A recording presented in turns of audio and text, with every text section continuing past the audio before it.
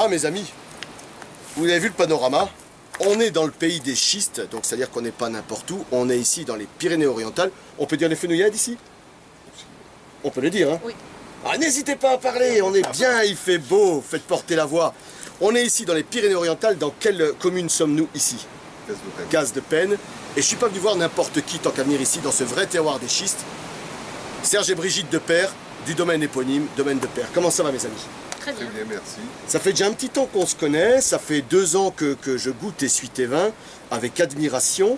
Et je trouvais intéressant de venir vous voir pour justement parler un peu de votre travail. Alors, toi tu n'es pas du tout du Roussillon, tu n'es pas catalan. Non, je suis natif du Vaucluse, je suis né à Orange et j'ai vécu toute mon enfance dans l'enclave de Pape entre Culette et Visant. D'accord, dans ce pays-là. Moi je suis passé un coup à Orange, ça m'a coûté 135 €. Hein. Quand même, drôle de patelin. Toi par contre, tu es d'ici. Moi, je suis d'ici, Voilà, de Cazes-de-Pène. de Cazes de Pène, exactement. Vous vous rencontrez aux études, Voilà. quelle année à peu près? 95, 95, 95, les 2 années en BTS à Avignon. le coup de foudre. Voilà. Et toi tu décides de venir ici, C'est dans ce pays qui te semble un peu curieux au départ. un peu curieux, mais que les paysages et les terroirs m'ont conquis Tu et m'étonnes. m'ont donné envie de faire des choses. Voilà. Sur la première vision, tu te crois sur une autre planète quand tu arrives ici, mais après tu t'y fais, tu te rends compte que c'est franchement un sacré terroir, parce que les parcelles qu'on a vues tout à l'heure, notamment, tu as de la roche à combien sous-sol? On est à entre 55 et 65 cm. Donc, De la roche-mère, hein. de la roche-mère. Donc c'est vrai que c'est un peu physique les premiers temps. On a sorti un peu des cailloux Pour la ensemble. préparation des sols, c'est vrai. Voilà. On a fait de la muscu, on a fait un cours Obélix comme ça pendant, pendant un petit quart d'heure.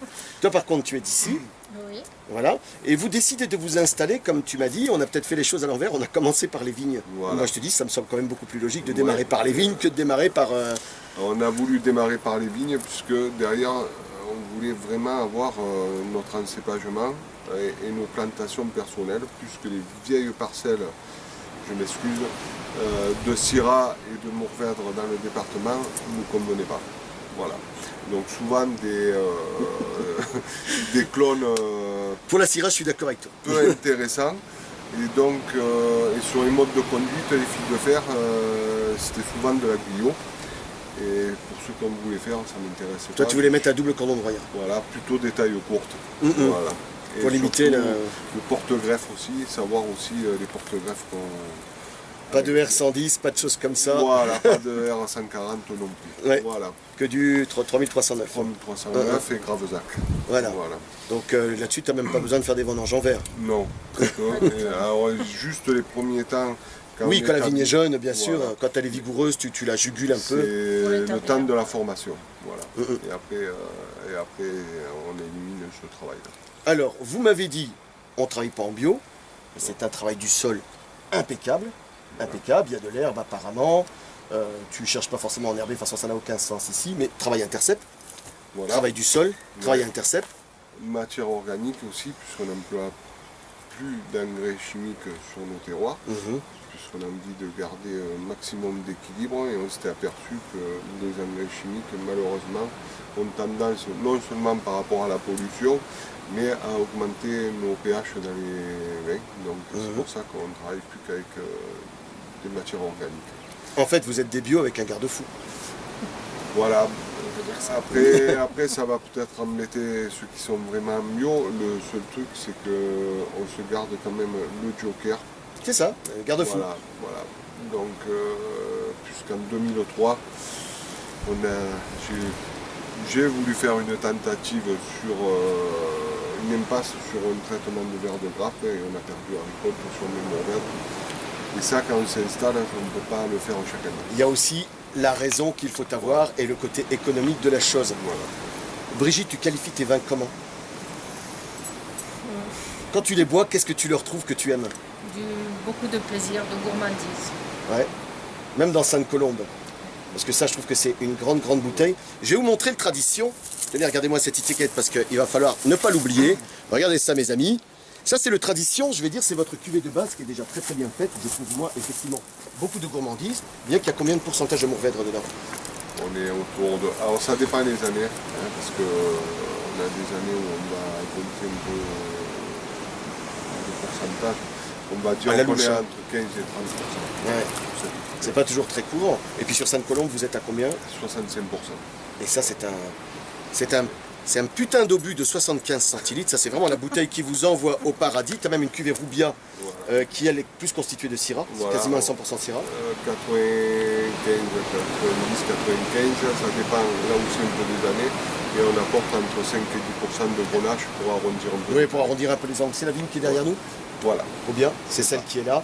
Et Sainte-Colombe sur les Morvettes qui sont un peu plus bas. Voilà. C'est ça. Maintenant que vous avez, je dirais, apporté vraiment une touche à vos vins, il y a un truc qu'on n'a pas parlé. C'est le blanc. Ouais. C'est le blanc.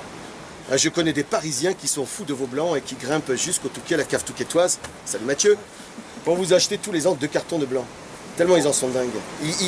Ils budgétisent même l'argent pour ça. Qu'est-ce que vous pouvez en dire des blancs? Parce que vous faites franchement un blanc qui est top. Belle acidité, belle fraîcheur. Vous faites comment? Mais là, Vous vendangez au mois de juin, vous faites quoi? là, on va se rattraper sur le matériel végétal, puisque tout à l'heure on a parlé des Syrah et des Mourvèdre. Là, quand même, on hérite d'un patrimoine végétal qui a plus de 80 ans sur des terroirs de vin gros, sur argilo-calcaire, où on est autour de entre 160 et 200 mètres d'altitude. Et là, on a la chance de pouvoir cultiver encore des parcelles comme ça et on y fait le moins possible. On essaye de respecter le plus. Avec des porte-greffes qui n'existent peut-être plus. Voilà, ça aussi. Ouais. Et ça nous permet par contre, là on est sur un assemblage de grenache blanc et grenache gris et un petit peu de macabo parce que c'est ces parcelles qui sont plantées en poule, Ouais. où on a différents cépages. Mmh. Et c'est ce qui apporte aussi une complexité. Par contre, on a une petite difficulté, c'est au moment des vendanges qu'il faut bien arriver à trouver La juste date de vendange. Voilà. Et est-ce qu'il est vrai que quand on a une plantation comme ça en foule avec différents cépages, que les maturités s'harmonisent? Grand débat. Moi j'y crois pas, mais peut-être que tu vas me convaincre. Moi non plus. Donc, voilà.